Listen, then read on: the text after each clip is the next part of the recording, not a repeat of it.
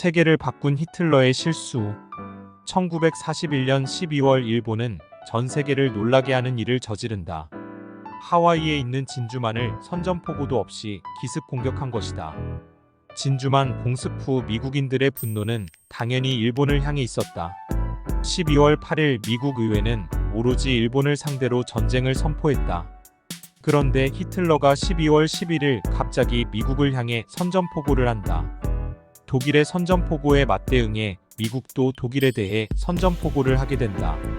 히틀러는 왜 이런 짓을 한 걸까? 첫째는 일본의 전투력을 너무 맹신했기 때문이다. 둘째는 독일의 대미 선전포고에 호응하여 일본이 소련에도 선전포고 해주길 기대했던 것 같다. 셋째는 영국과 소련을 군수물자로 지원하는 미국에 분노했기 때문이다. 진주만 기습 이전에도 미국은 전쟁에 직접 참여하지 않았을 뿐 영국, 소련 등 연합국에 전폭적인 지원을 해줬다. 모스크바 공방전 당시 미군이 지원해준 전차의 양이 같은 시기 독일이 모스크바 공방전을 위해 투입한 전차의 수를 넘을 정도로 많이 지원했다.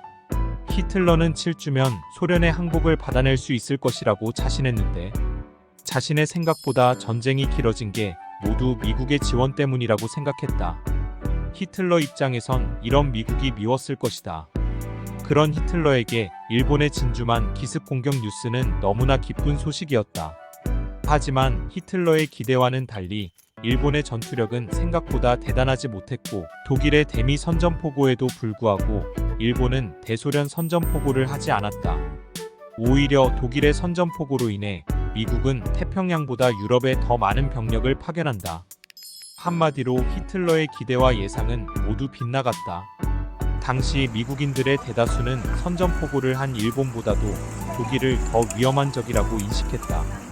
따라서 독일이 미국에 선전포고하지 않았더라도 어차피 미국이 독일에 선전포고를 했을 것이라는 의견이 있지만 자국에게 선전포고하지 않은 나라에 대해 먼저 선전포고를 한다는 게 간단한 일은 아니다.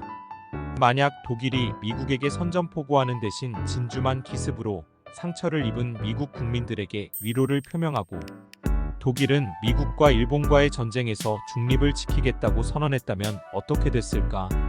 역사가 바뀌었을지도 모를 일이다. 최소한 선전포고만 하지 않고 가만히 있었더라도 미국의 유럽 전쟁 참여가 늦어지면서 소련과의 전쟁에서 지는 것을 면할 수도 있었을지 모를 일이다. 일본과의 전쟁으로 미군 사상자가 본격적으로 발생하는 상황에서 선전포고도 하지 않은 독일을 공격하기 위해 유럽 전선에 자국 군대를 파견하는 결정은 안 내렸을 수도 있다는 말이다. 그랬다면 독일은 소련과의 전쟁에서 이기지는 못해도 자국 국경 정도는 지킬 수 있었을지도 모를 일이다.